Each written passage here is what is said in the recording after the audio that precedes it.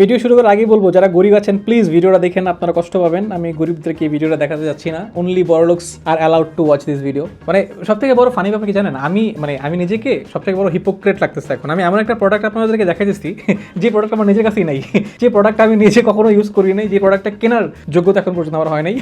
এটা হচ্ছে iPad air.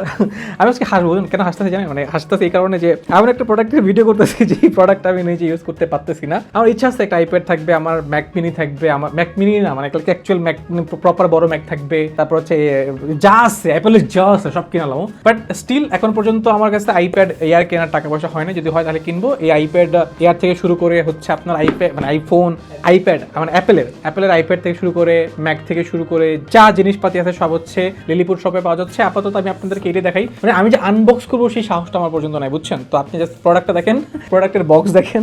এটা হচ্ছে আইপ্যাড এয়ার। আপনার কাছে যদি টাকা পয়সা থাকে, আমি জানি আইপ্যাড এয়ারের কি ফিচার আছে, কি আছে না আছে সেটা আপনি জানেন। যদি আপনার টাকা থাকে, আপনার যদি কেনার ইচ্ছা থাকে, তাহলে আপনি অলরেডি জেনে ফেলছেন। তো আমি আপনাদেরকে শুধু এতটুকু জানাতে আসছি যে আইপ্যাড এয়ার এটা লিলিপুর শপে এখন পাওয়া যায়। আপনার কাছে টাকা পয়সা থাকলে আপনি কিনতে পারেন, আর যদি বেশি টাকা পয়সা থাকে তাহলে আমরা একটা গিফট করেন।